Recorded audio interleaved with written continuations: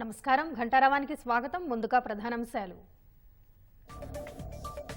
తెలంగాణలో సంపద దోపిడీకి గురవుతోందన్న రాహుల్ అంబటిపల్లిలో మహిళా సదస్సులో పాల్గొన్న కాంగ్రెస్ అగ్రనేత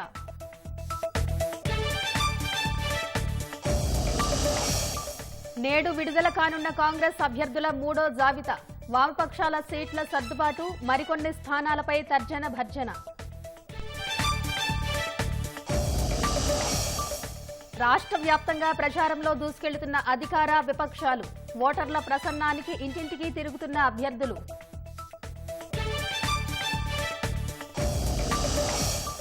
ఇవాళ ఎథిక్స్ కమిటీ ముందు హాజరు కానున్న మహువా డబ్బులు తీసుకుని ప్రశ్నలు అడిగారన్న ఆరోపణలపై విచారణ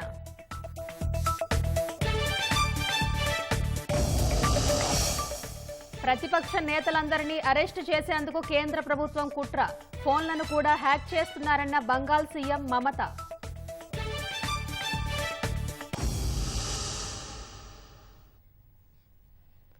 మేడిగడ్డ ప్రాజెక్టు పరిశీలనకు వెళ్లిన రాహుల్ గాంధీ మహదేవ్పూర్ మండలంలోని అంబటిపల్లిలో నిర్వహించిన మహిళా సాధికారత సదస్సులో పాల్గొన్నారు. కేసీఆర్ కు కాళేశ్వరం ప్రాజెక్టు ఏటీఎంలా మారిందన్న ఆయన తెలంగాణ సంపద దోపిడీకి గురవుతోందని ఆరోపించారు.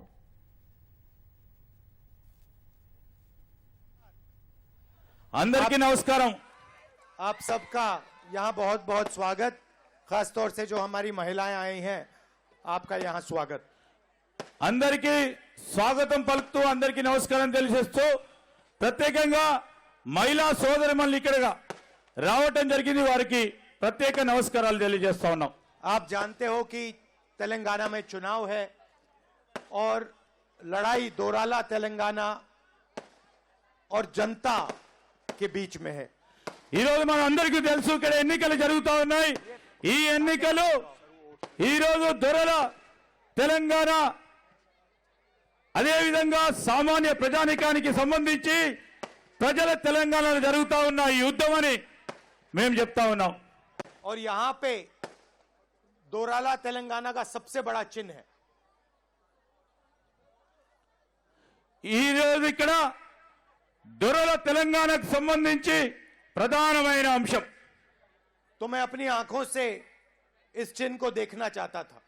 ఈ రోజు నేను ప్రత్యేకంగా నా కళ్ళ ద్వారా ఇక్కడ జరుగుతా ఉన్న మోసాలు అన్యాయం చూడాలని వచ్చాను. तेलंगाना की जनता से 1 लाख करोड़ रुपया यहाँ चोरी किया गया था. తెలంగాణ ప్రజలకు సంబంధించిన సంపద 1,00,000 కోట్ల రూపాయలు దోపిడీ జరిగింది. और यहाँ पे किसी का फायदा नहीं हुआ है. ఇక్కడ ఒక్కరికి కూడా లాభం జరగలేదు. इसलिए मैं अपनी आंखों से देखना चाहता था यहाँ हुआ क्या है. అందుకోసమే నేను సొంతగా వచ్చి నా కళ్ళ ద్వారా నేను చూడదలుచుకున్నాను ఇక్కడ ఏమైందని. यहाँ पे हमारे जो वर्कर्स हैं ये आप बिल्कुल सही कह रहे हो. ఇక్కడ कलेश्वरम टीआरएस पार्टी का एटीएम है. ఈ రోజు ఇక్కడ కాంగ్రెస్ పార్టీ సోదరులు పెట్టిన బోర్డుల ద్వారా Kaleshwaram party TRS party ATM గా మారిందని. मगर इसको आप थोड़ा बदलो. इसमें आप लिखो कलेश्वरम केसीआर का एटीएम है. ఇది కొద్దిగా మార్పు చేసి కాళేశ్వరం కేసీఆర్ గారికి ఏటీఎం అని చెప్పదలుచుకున్నాం. और केसीआर के परिवार का एटीएम है. కేసీఆర్ కుటుంబం ఏటీఎం అని. और इस एटीएम को चलाने के लिए तेलंगाना के सारे परिवार 31,500 रुपए हर साल 2040 तक देंगे. ఈ రోజు వారి కుటుంబ పరంగా మారిన ఏటీఎం ఈ రోజు మీ అందరికీ కూడా తెలుసు. చాలా మంది వస్తా ఉన్నారు. కానీ మన నాయకులు రాహుల్ గాంధీ గారికి అనేక మీటింగ్స్ ఉన్నాయి. అందుకోసమే పొద్దున్నే 8 గంటల వరకు మరి ఈ కార్యక్రమానికి వారు రావడం జరిగింది. ఈ రోజు మన ప్రాంతానికి సంబంధించి ఇక్కడ మనము అన్నారం మేడిగడ్డ సుందిల బ్యారేజీలు కట్టి మన ప్రాంతానికి 1 ఎకరం నీరు రాకుండా ఈరోజు కాంట్రాక్టర్లకు సంబంధించిన అంశం మన ప్రాంతం ముందుకోతారు సందర్భంలో మీ అందరికీ మనవి చేస్తా ఉన్నాను. సమయం లేదు కనుక నేరుగా మన నాయకులు రాహుల్ గాంధీ గారు ఇప్పుడు మాట్లాడతారు. नमस्कार. అందరికీ జరుగుతా ఉన్న సందర్భంలో BRS party BJP party MIM party ఒక వైపునది అందరు కలిసి ఒక తరఫున పోటీ చేస్తా ఉన్నారు. लड़ाई बीआरएस और कांग्रेस के बीच में है. ఈ రోజు పోటీ బీఆర్ఎస్ కాంగ్రెస్ మధ్యలో ఉంది. एमआईएम और बीजेपी सिर्फ बीआरएस की मदद कर रही है. ఈ రోజు ఎంఐఎం బీజేపీ ఈ రెండు పార్టీలు కూడా బీఆర్ఎస్ పార్టీకి సపోర్ట్ చేస్తా ఉన్నాయి. इसलिए आपको पूरा का पूरा समर्थन कांग्रेस पार्टी को देना है कि हम यहां दोराला सरकार को हटा के प्रजाला सरकार बनाएं. అందుకోసమే మేము కోరుతా ఉన్నాం, ఈ ఎన్నికల్లో కాంగ్రెస్ పార్టీకి పూర్తి స్థాయిలో మద్దతు ఇచ్చి ఈ బీఆర్ఎస్ పార్టీని గద్దె దింపాలని మీ అందరినీ కూడా కోరుతా ఉన్నాం. बहुत बहुत धन्यवाद. नमस्कार. जय Hind.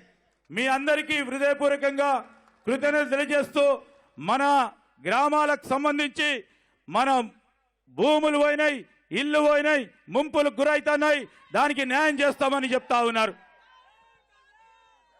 Sir they want to have a picture with all this lady.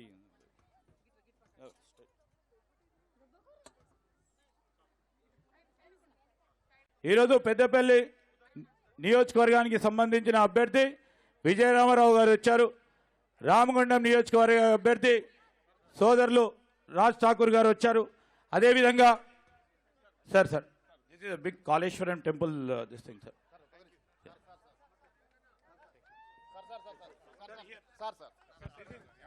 This is the thing where we all this Tusker weavers do heat here, sir. These are local.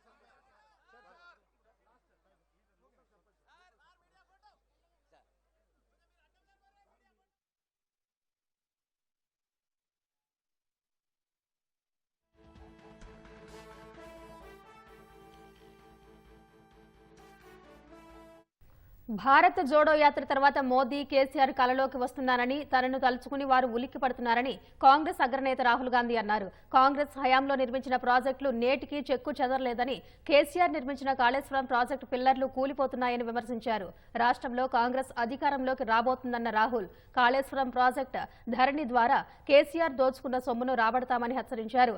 తెలంగాణలో 2% ఓట్లు లేని భాజపా బీసీని ముఖ్యమంత్రిని చేస్తామనడం విడ్డూరంగా ఉందన్నారు. రాష్ట్రంలో అధికారమే లక్ష్యంగా ఎన్నికల రణక్షేత్రంలో కాంగ్రెస్ దూకుడుగా సాగుతోంది. పార్టీ రాష్ట్ర నాయకులతో కలిసి అగ్రనేత రాహుల్ గాంధీ బస్సు యాత్రతో విస్తృతంగా ప్రజల్లోకి వెళుతున్నారు.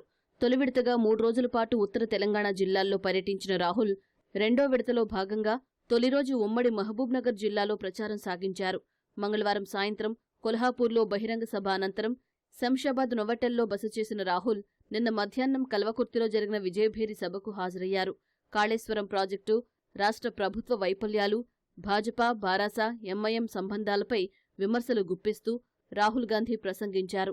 1,50,000 కోట్లతో కట్టిన కాళేశ్వరం ప్రాజెక్టు పిల్లర్లు అప్పుడే బీటలు వారుతున్నాయని రాహుల్ గాంధీ విమర్శించారు. కేసీఆర్ను ఓడించి దోపిడీ చేసిన సొమ్మును రాబడతామన్నారు. कालेश्वरम प्रोजेक्ट को बड़ा बढ़ाकर 1 लाख करोड़ रुपए आपकी जेब में से निकाला है. वहां कालेश्वरम प्रोजेक्ट के जो बराज के खंभे हैं के बाद एक गिर रहे हैं. 1 लाख करोड़ रुपया चोरी किया और प्रोजेक्ट को भी ठीक से नहीं किया और तेलंगाना को कर्ज में मिटा दिया. 2040 तक तेलंगाना का हर परिवार 31,500 रुपए हर साल तेलंगाना के कर्ज के लिए दिएगा. दोराला सरकार क्या करती है? धारिनी पोर्टल के माध्यम से गरीबों से उनकी जमीन छीनने का काम करती है. 20 लाख किसानों को नुकसान पहुंचा है और फायदा किसको हो रहा है? एक परिवार को, एक व्यक्ति को और नुकसान तेलंगाना की जनता को. इसीलिए हमें चीफ मिनिस्टर केसीआर को तेलंगाना में हराना है. पहले क्या होगा? पहले चीफ मिनिस्टरशिप से बाय बाय होगा. उसके बाद जो केसीआर जी ने तेलंगाना की जनता से पैसा लूटा है, उतना पैसा कांग्रेस पार्टी आपके बैंक अकाउंट में वापस डालेगी. मैं नरेंद्र मोदी नहीं हूं. जब वायदा करता हूं तो उस वायदे को पूरा करके दिखाता हूं. मोदी जी ने कहा था 15 लाख रुपए हर बैंक अकाउंट में डालूंगा. आपके बैंक अकाउंट में 1 रुपया नहीं आया. अदानी जी के बैंक अकाउंट में लाखों करोड़ रुपए चले गए. కల్వకుర్తి నుంచి జడ్చర్లకు చేరుకున్న రాహుల్ గాంధీ అక్కడ జరిగిన కార్నర్ మీటింగ్లో ప్రసంగించారు. 50% పైగా ఉన్న ఓబీసీలకు భారాస భాజపాలు వ్యతిరేకమన్న రాహుల్ రాష్ట్రంలో 2% ఓట్లున్న భాజపా బీసీని సీఎం చేస్తామనటం విడ్డూరంగా ఉందన్నారు. తెలంగాణలో అధికారంలోకి రాగానే ఓబీసీల జనగణన చేపడతామని రాహుల్ గాంధీ హామీ ఇచ్చారు. जानना चाहते हैं कि इस देश में कितने दलित, कितने आदिवासी, कितने ओबीसी, कितने माइनॉरिटी हैं। बीजेपी ओबीसी वर्ग को शक्ति नहीं देना चाहती है, टीआरएस ओबीसी वर्ग को शक्ति नहीं देना चाहती है, इसीलिए ये लोग कास्ट सेंसस नहीं करना चाह रहे हैं। इसीलिए हमने कहा है कि जैसे ही हमारी सरकार तेलंगाना में आएगी, हमारा पहला स्टेप, पहला कदम कास्ट सेंसस होगा। उनके नेता कहते हैं कि हम तेलंगाना में ओबीसी चीफ मिनिस्टर लाएंगे। अरे भाई साहब, 2% वोट से तेलंगाना में आपकी सरकार नहीं बनने वाली है।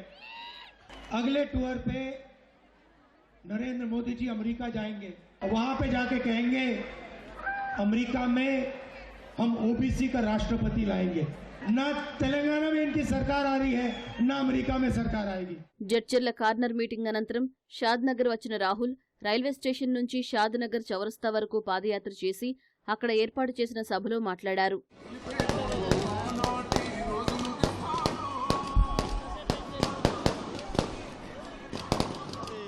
కల్వకుర్తిలో జరిగే విజయభేరి సభకు వెళ్లే క్రమంలో మార్గ మధ్యలో ఆగిన రాహుల్ గాంధీ నాగర్ కర్నూలు జిల్లా జిల్లెల గ్రామంలో ఆకస్మికంగా పర్యటించారు.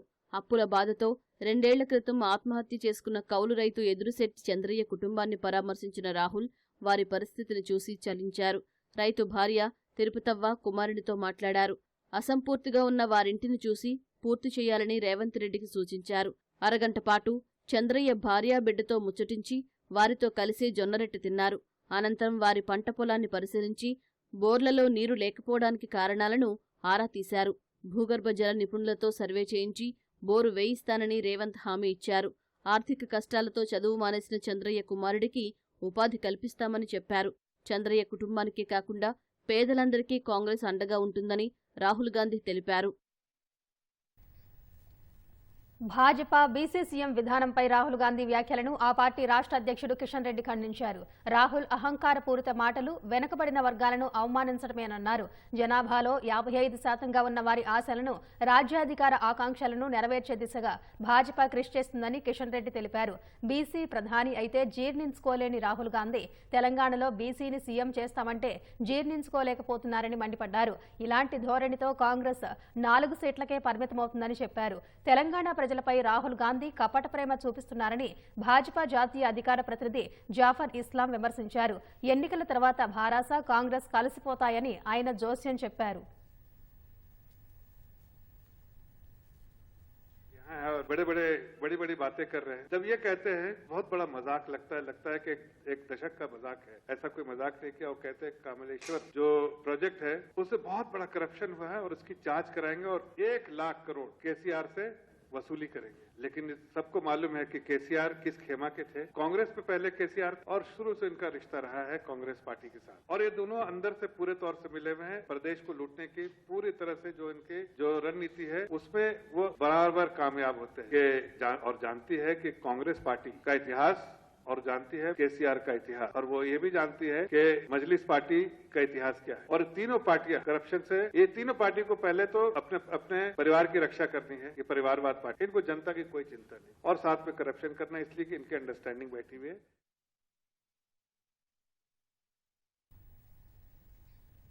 రంగారెడ్డి జిల్లా మహేశ్వరం నియోజకవర్గం కాంగ్రెస్ నేత పారిజాత నరసింహారెడ్డి ఇంట్లో ఎన్నికల సంఘం తనిఖీ బృందం సోదాలు చేస్తుంది. తెల్లవారుజామున 5 గంటలకు పారిజాత నరసింహారెడ్డి ఇంటికి చేరుకున్న 6 అధికారుల బృందం తనిఖీలు జరుపుతున్నారు.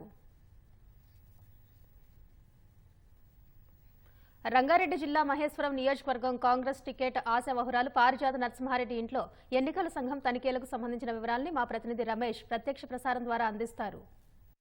నిర్వహిస్తున్నారు. వీటిలో ఐటీతో పాటు ఎన్నికల సంఘం సంబంధించిన అధికారులు కూడా సోదాలు నిర్వహిస్తున్నట్లు తెలుస్తుంది. అయితే ప్రస్తుతం మనం పారిజాతం ఇంటి దగ్గర ఉన్నాము.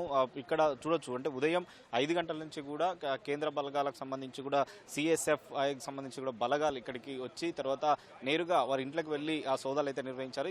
ఈ సమయంలో పారిజాతం ఇంట్లో కేవలం పారిజాతం వారికి సంబంధించిన కుటుంబ సభ్యులు పారిజాతం కానీ తర్వాత తన భర్త నరసింహారెడ్డి కూడా ఇద్దరు లేకపోవడం కూడా ఇద్దరు కూడా లేరు. కానీ అయినప్పటికీ వాళ్ళ ఇంట్లో పారిజాతం నరసింహారెడ్డికి సంబంధించిన వాళ్ళ మదర్ ఉన్న నేపథ్యంలో అక్కడ వాళ్ళ మదర్తో పాటు తర్వాత వారి కూతురు ఇద్దరు ఉన్నారు. వారికి సంబంధించిన వివరాలు కూడా సేకరించడం జరిగింది. ప్రస్తుతం పారిజాతం ఆమె తిరుపతిలో ఉన్నట్లు కూడా అధికారులకు కుటుంబ సభ్యులైతే తెలపడం జరిగింది. కానీ దీంట్లో సోదాలకు సంబంధించి మరి ఎలాంటి వాటికి సంబంధించి కూడా సోదాలు నిర్వహిస్తున్నారు, ఆ సోదాలకు సంబంధించి ఎందుకోసం నిర్వహిస్తున్నారు అనేది కూడా ఐటీతో పాటు కేంద్ర ఎన్నికలకు సంబంధించిన సంఘానికి సంబంధించి కూడా వివరాలు ఇచ్చే అవకాశం ఉంది. ఎందుకంటే ఈ రోజు సాయంత్రం కూడా వివరాలు సంబంధించి సోదాలకు సంబంధించి పూర్తి వివరాలు ఇచ్చే అవకాశం ఉంది. ఈ విషయం తెలుసుకున్న కార్యకర్తలు కానీ తర్వాత కొంతమంది కుటుంబ సభ్యులకు సంబంధించి కూడా ఇక్కడికి రావడం జరిగింది. అయితే ఉదయం నుంచి కూడా అంటే సోదాలు జరుగుతున్నాయి. సోదాలకు సంబంధించి మరి ఎలాంటి వాటిని సంబంధించి వాటిలో సోదాలు నిర్వహించి వేటిని స్వాధీనం చేసుకున్నా అనేది కూడా ఇంకా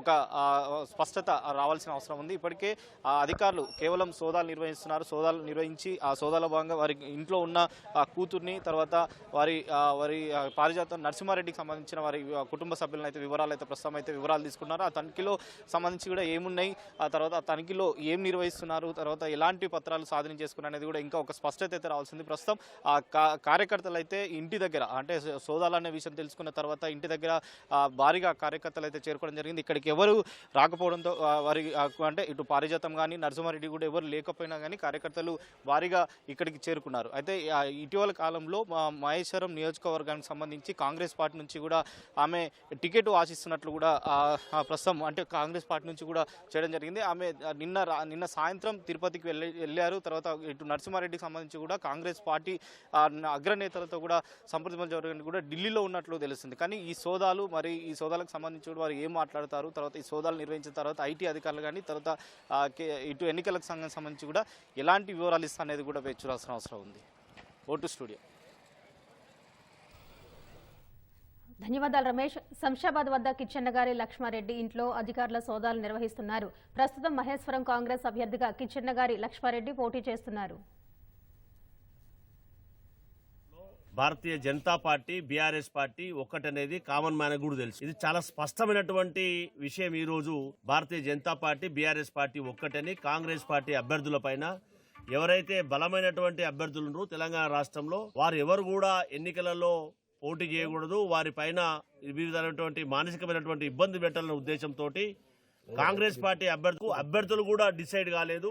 కనీసం నామినేషన్ కూడా వేయలేదు. నామినేషన్ కూడా వేయకముందే ఓన్లీ ఆరోపణలు వచ్చినాయి, అంటే డబ్బులు ఉన్నాయని ఆరోపణలు వచ్చినాయంత మాత్రాన ఐటీ దాడులు ఈసీ రూపంలో వచ్చి దాడి చేయడం ఎంతవరకు సమంజసం? ఒక పార్టీ అభ్యర్థిగా పోటీ చేయిస్తున్నామని చెప్పి అనౌన్స్ చేసిన ఒక 5-6 రోజుల నుంచి ప్రచారం గ్రౌండ్లో చేస్తున్నప్పుడు ఇప్పుడే వారిపైన మానసికమైనటువంటి దాడి చేసి వారిని మానసికంగా కుంగు చేయడం అనేది సాధ్యం కానటువంటి పని.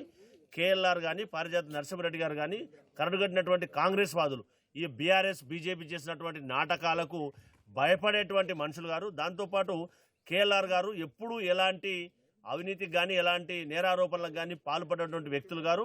అలాంటి ఆర్థికమైనటువంటి లావాదేవీలు చాలా స్పష్టంగా మెయింటైన్ చేస్తున్నటువంటి ఒక నిష్ణాతులైనటువంటి ఐటీ నిపుణులతోటి మెయింటైన్ చేస్తున్నటువంటి అంతర్జాతీయ స్థాయిలో ఐటీ ఫైలింగ్లో కానీ అంతర్జాతీయ స్థాయిలో వ్యాపారాలు చేస్తున్నటువంటి నాయకులు గొప్ప వ్యాపారవేత్త కాబట్టి ఇలాంటి వారిపైన దాడి చేయడం కాంగ్రెస్ పార్టీ పూర్తిగా దాన్ని ఖండిస్తూ ఉంది. ఇప్పటికైనా తెలంగాణ సమాజం అంతా కూడా గ్రహించాలి.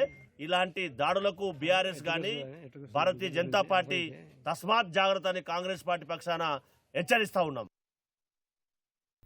కొన్ని దశాబ్దాలుగా చేయలేని ఎన్నో పనులను భారత్ బంగ్లాదేశ్ గత 9 ఏళ్లలో చేశాయని ప్రధాని మోదీ అన్నారు. ఇరు దేశాల మధ్య సహకారం కొత్త శిఖరాలకు చేరుకుందని తెలిపారు.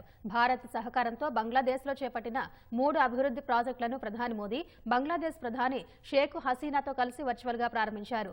Akhaura Agartala cross border rail link, Khulna Mongla port rail line, Maitri super thermal power ప్లాంట్లో 2వ యూనిట్ను ప్రారంభించారు. Agartala Akhaura cross border rail link ప్రారంభోత్సవం చరిత్రాత్మక ఘట్టమని మోదీ అన్నారు. ఈశాన్య భారత్ బంగ్లాదేశ్ మధ్య ఇది తొలి రైల్వే అనుసంధానమని తెలిపారు. ఈ 3 ప్రాజెక్టుల ప్రారంభోత్సవాలు 2 దేశాల మధ్య ఉన్న మౌలిక సదుపాయాల అభివృద్ధి సహకారాన్ని మరింత బలోపేతం చేస్తాయని బంగ్లాదేశ్ ప్రధాని హసీనా అన్నారు. పొరుగు దేశాలతో సత్సంబంధాలు దేశాభివృద్ధిని వేగవంతం చేస్తాయన్న విషయాన్ని ఇరు దేశాలు నిరూపించాయని చెప్పారు. లోక్సభలో ప్రశ్నలు అడిగేందుకు డబ్బులు తీసుకున్నారనే ఆరోపణలపై తృణమూల్ ఎంపీ మహువా మొయిత్రా నేడు ఎథిక్స్ కమిటీ ముందు హాజరు కానున్నారు. కమిటీ తమ వద్ద ఉన్న దస్త్రాలు, సాక్ష్యాలతో పాటు 3 కేంద్ర మంత్రిత్వ శాఖల నుంచి అందిన సమాచారం ఆధారంగా ప్రశ్నించనున్నట్లు అధికార వర్గాలు తెలిపాయి. ఈ వివాదానికి సంబంధించి కేంద్ర హోం, ఐటీ, విదేశాంగ శాఖల నుంచి ఎథిక్స్ కమిటీకి నివేదికలు అందాయి. గత నెల 26న జరిగిన సమావేశం తర్వాత టీఎంసీ ఎంపీ మహువాకు చెందిన లాగిన్ ఐపీ అడ్రస్ ఆమె ఉన్న ప్రదేశం ఒకటేనా అనే సమాచారాన్ని ఆయా శాఖల నుంచి కోరినట్టు తెలుస్తోంది. వ్యాపారవేత్త దర్శన హీరానందాని నుంచి డబ్బు తీసుకుని అదానీ గ్రూప్లకు వ్యతిరేకంగా ఆమె లోక్సభలో ప్రశ్నలు అడిగినట్లు భాజపా ఎంపీ నిషికాంత్ దూబే ఆరోపించారు. ఈ మేరకు ఆయన లోక్సభ స్పీకర్ ఓం బిర్లాకు లేఖ రాయగా ఈ వ్యవహారంపై విచారణ చేయాలంటూ ఎథిక్స్ కమిటీకి సిఫారసు చేశారు. ఇప్పటికే భాజపా ఎంపీ నిషికాంత్ దూబే న్యాయవాదిని ప్రశ్నించిన ఎథిక్స్ కమిటీ వారి వాంగ్మూలాలు నమోదు చేసింది. డబ్బులు తీసుకుని పార్లమెంట్లో ప్రశ్నలు అడిగారని ఆరోపణలు ఎదుర్కొంటున్న తృణమూల్ కాంగ్రెస్ ఎంపీ మహువా మొయిత్రా కేసులో మరిన్ని విషయాలు వెలుగులోకి వస్తున్నాయి. ఆమె పార్లమెంటరీ ఖాతాను దుబాయ్ నుంచి 47 సార్లు వినియోగించినట్టు తెలుస్తోంది. వ్యాపారవేత్త హీరానందానికి చెందిన ప్రదేశాల నుంచి ఈ లాగిన్ అయినట్లు పలు జాతీయ మీడియా సంస్థల కథనాలు వెల్లడించాయి. ఈ నేపథ్యంలో భాజపా ఎంపీ నిషికాంత్ దూబే ఎక్స్ వేదికగా స్పందించారు. ఈ వార్తలు నిజమైతే దేశవ్యాప్తంగా ఎంపీలందరూ మహువా అవినీతికి వ్యతిరేకంగా నిలబడాలని పిలుపునిచ్చారు. హీరానందాని స్వప్రయోజనాల కోసమే ఆమె పార్లమెంట్లో ప్రశ్నలు అడిగారని దూబే విమర్శించారు. లోక్సభ ఎన్నికలకు ముందే ప్రతిపక్ష నేతలందరినీ అరెస్టు చేసేందుకు ఎన్డీఏ సారథ్యంలోని కేంద్ర ప్రభుత్వం కుట్ర చేస్తుందని పశ్చిమ బంగాల్ సీఎం మమతా బెనర్జీ ఆరోపించారు. దేశమంతా ఖాళీ అయ్యాక తమకు తామే ఓట్లు వేసుకోవాలని భావిస్తోందన్నారు. మద్యం కుంభకోణం కేసులో ఈ నెల 2న విచారణకు హాజరు కావాలని ఢిల్లీ సీఎం కేజ్రీవాల్కు ఇతర నేతలకు ఈడీ సమన్లు జారీ చేసిన నేపథ్యంలో దీదీ ఈ మేరకు స్పందించారు. ప్రతిపక్ష పార్టీ నేతల ఫోన్లు హ్యాకింగ్ చేస్తున్నట్లు ఆరోపించారు. తమ రాష్ట్రానికి బకాయి ఉన్న ఉపాధి హామీ నిధుల విడుదల చేయాలని ఆమె పునరుద్ఘాటించారు. ఇందుకోసం ఈ నెల 1 వరకు విధించిన గడువును టీఎంసీ ఈ నెల 16వ తేదీ వరకు పొడిగించింది. అప్పటి వరకు కూడా బకాయి పడిన ఉపాధి హామీ నిధులను కేంద్రం విడుదల చేయకుంటే తదుపరి కార్యాచరణ ప్రకటిస్తామని మమతా బెనర్జీ హెచ్చరించారు.